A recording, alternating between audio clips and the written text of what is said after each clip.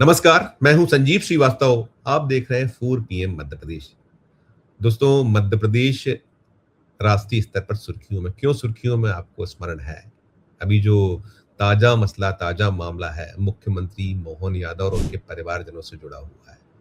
जमीन खरीदी मामले, इंडियन एक्सप्रेस की वो एक इन्वेस्टिगेटिव जो जर्नलिज्म से जुड़ी एक जबरदस्त पड़ताल, हंगामा खड़ा किए हुए, और उसके बाद कैसी तिलमिलाहट, कैसी चिड़चिड़ाहट, बौखलाहट आपने देखी, और बीजेपी ने दावा किया था।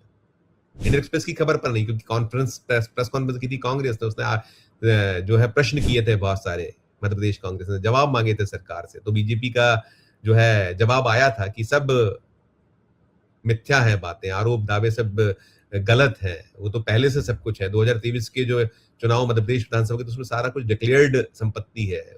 कुछ तो भी खबरें करके और भ्रमित करने का प्रयास हो रहा है। जनता नहीं आएगी इस जो भी कांग्रेस के जो आरोप हैं उसके भ्रम में।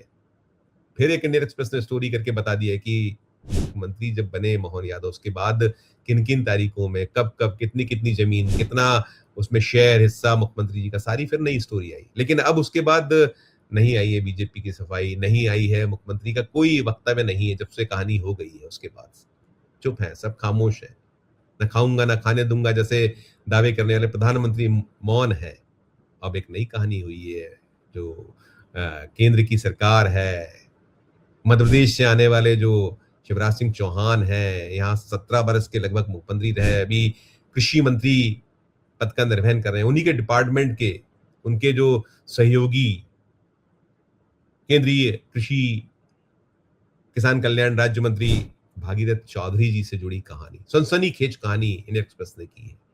मध्य प्रदेश जो है इसीलिए शायद सुर्खियों में ज्यादा है, क्योंकि शिवराज सिंह चौहान इस राज्य से आते हैं। इस तरह का सीन निकलकर सामने आया। स्टोरी बड़ी सनसनीखेज है। और ये जो राजस्थान के अजमेर से आने वाले जो सांसद भागीरथ चौधरी, जो ये किसान कल्याण राज्य मंत्री, जो केंद्रीय कृषि किसान कल्याण राज्य मंत्री पद का निर्वहन कर रहे हैं, इन पर ये ब्लेम है कि इन्होंने अपने ही जो इनका एक राष्ट्रीय बागवानी बोर्ड, इसकी एक स्कीम है, इसकी स्कीम जो ये फल सब्जी भाजी है, जो सारा कुछ है, उसके अकॉर्डिंग वहाँ एक योजना है। उस योजना के अंतर्गत इन्होंने अपने एक प्रोजेक्ट के लिए एक प्रोजेक्ट प्रस्तुत हुआ था। इनका जो अपना ये जो गांव है राजस्थान में, भागीरथ प्रसाद जी का वहाँ फार्म हाउस है, उसके लिए वहाँ एक स्कीम, जो एक योजना के तहत एक प्रोजेक्ट प्रस्तुत किया गया। प्रोजेक्ट प्रस्तुत करने के साथ कुल 1,99,00,000 का जो प्रोजेक्ट था, उसमें 1,49,49,40,000, इन्हें लगभग लगभग 1.5 करोड़ रुपए की सब्सिडी इनके द्वारा प्राप्त की गई। इस तरह की कहानी इंडियन एक्सप्रेस ने की है। और उस कहानी में बहुत सारे झोल ही झोल कहीं निकल कर आए हैं। वो निकल उसमें अलग अलग जो एंगल है कि ये जो mission for integrated development of horticulture, इस नाम से ये जो है बागवानी बोर्ड जो है, ये स्कीम इसने लॉन्च की हुई है, और पुरानी स्कीम है। उसी के तहत उन्होंने एक प्रस्ताव प्रस्तुत किया था। और प्रस्ताव दिलचस्प है कि बिल्कुल खड़े खड़े, जैसे होता है ना हम लोग की, क्योंकि आपका अपना, मैंने कहा, हाथ है तो जगन्नाथ हो गई होगा। कोई 15 अप्रैल 2025 को इन्हें अर्जी दी थी, 29 अप्रैल 2025 को इसकी मंजूरी हो गई थी। और ये जो अभी हाल ही में इसमें जो इस वित्तीय वर्ष जो अभी चल रहा है, इसके ठीक पहले जो अंतिम तारीखों में इसमें इसमें लोन वगैरह जो हुआ, इस तरह की कहानी है। उसमें जो सब्सिडी जिसके तहत प्राप्त हुई, एचडीएफसी से लोन लिया गया था, और एक पूरे का पूरा प्रोजेक्ट। और उसमें सवाल बड़े यही है कि जो मंत्री हैं, जिनके पास में ये जो बोर्ड है, जो राष्ट्रीय बागवानी बोर्ड, ये उन्हीं के महकमे के अधीन आता है। इसके मुखिया तो शिवराज सिंह चौहान है। उनके अधीन राज्य मंत्री जो उनके महकमे में ये जो हैं भागीरथ चौधरी, तो बोर्ड पर जो प्रशासनिक नियंत्रण है वो सीधे महकमे का होता है। तो महकमे के ही राज्य मंत्री प्रस्तुत करते हैं। ठीक है, ये एक सब्सिडी वाली योजना है और कोई भी कर सकता है, लेकिन खुद होकर, और जिसमें जो सारी चीजें हैं, उसमें जिस तरीके से इंडियन एक्सप्रेस ने स्टोरी की, उसमें तमाम जो कहीं उसके अनुसार क्या क्या होना चाहिए था, क्या क्या नहीं उसमें उसको नजर आया। इस तरह की पूरी कहानी की गई और उसमें ये भी है कि इंडियन एक्सप्रेस ने जो इनसे सवाल किए थे, इनको भेजे हुए थे, भागीरथ प्रसाद जी को सवाल भेजे हुए थे कि ये प्रश्न है हमारे, आप इसका जवाब दीजिए, लेकिन इसमें कोई जवाब नहीं आया, कहीं से कहीं तक कोई जवाब। जो वो कहानी है इंडियन एक्सप्रेस की, तो मैं यही कह रहा हूँ कि इंडियन एक्सप्रेस बड़ी मेहरबान है और मेहरबान में जो निकलता है कि राडार पर कहीं मध्य प्रदेश बहुत ज्यादा है। खैर, इंडियन एक्सप्रेस तो पूरे देश भर में ख्यात है अपनी एक इन्वेस्टिगेटिव जो जर्नलिज्म है उसके लिए, और बड़ी कहानी है। और आप याद करिए ना, यही इंडियन एक्सप्रेस है जिसने एक वक्त में वो जो बोफोर्स कांड था उसको उजागर किया था, और फिर कैसे राजीव गांधी की कुर्सी, खैर वो बात, वो दौर अलग था, वो पूरे का पूरा अरुण शौरी और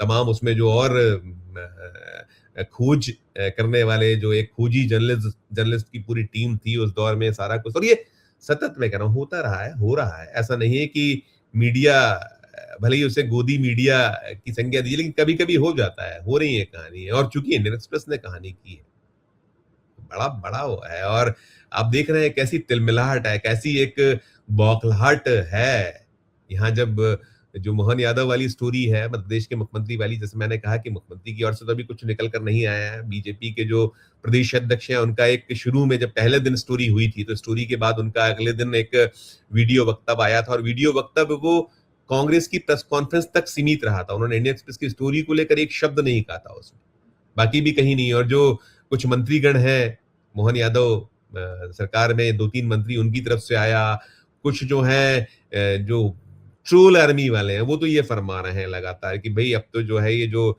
सुपारीबाज जर्नलिज्म हो रहा है, सुपारीबाजी है ये सब, क्योंकि जो सूट ना करे, आपके मन की ना हो, अगर आपके यशोगान करिए, गुणगान करिए, आपकी जो हाँ में हाँ मिलाइए, तो फिर वो पत्रकारिता है, वो पत्रकार है, वो पुरस्कार के योग्य भी हो जाता है, उसके वाहवाही भी होती है सरकार की ओर से। जो बाकी अब तो शुभ और लाभ जुड़ा हुआ है, बिना शुभ लाभ के तो जर्नलिज्म हो नहीं रहा है। आप देख रहे हैं लंबे वक्त से हम किस तरह से, अकेले भारतीय जनता पार्टी को हम नहीं कहेंगे, केंद्र में 2014 में सत्ता में आने के बाद नरेंद्र मोदी जी जो तीसरी बार देश के प्रधानमंत्री पद की बागडोर संभाले हुए, 12 वर्ष से अधिक समय हो गया, तीसरा उनका कार्यकाल है, उनकी अगुवाई में एनडीए की सरकार है।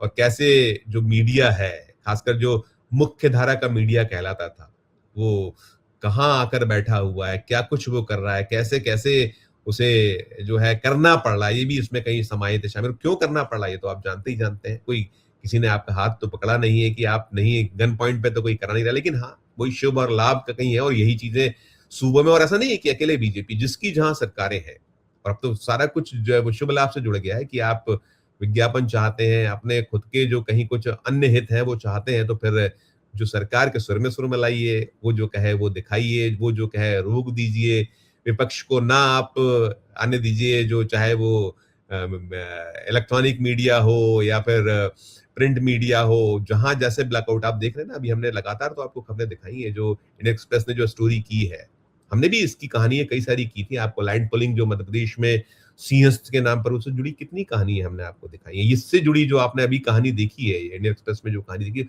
उसके कई सारे जो अलग अलग कहानियों में हम आपको दिखाते रहे थे किस तरीके से क्या चल रहा है मध्य प्रदेश में। उज्जैन किस तरह का हब बन चुका है, क्या वहां हो रहा है, किस तरह की इरेगुलरिटीज की शिकायतें हैं, क्या क्या वहां जो लाइन से जुड़े जो स्कैम्स के आरोप लग रहे हैं, सारा चल रहा था लगा। लेकिन अब हाल यही है, कहानी यही है कि आपको सूट ना करे तो फिर आप कह दीजिए कि भाई ये तो जो है ये येलो जर्नलिज्म की ब्लेम्स कर दीजिए, आप कहीं ये कह दीजिए कि भाई ये जो सुपारी लेकर जर्नलिज्म हो रहा है, लेकिन सच्चाई तो छुपती नहीं है। आप देख रहे हैं अभी राम मंदिर में जिस तरीके से हुआ है, चढ़ावा चोरी, चढ़ावे का डाका, उसको भी नहीं बख्शा गया, राम को लाने वाले, और वो प्रधानमंत्री जी जो राम मंदिर के प्राण प्रतिष्ठा से लेकर हर आयोजन में पहुंचते रहे, सारा कुछ करते, लेकिन किसी के कोई शब्द नहीं फूटे, बोल नहीं फूटे हैं।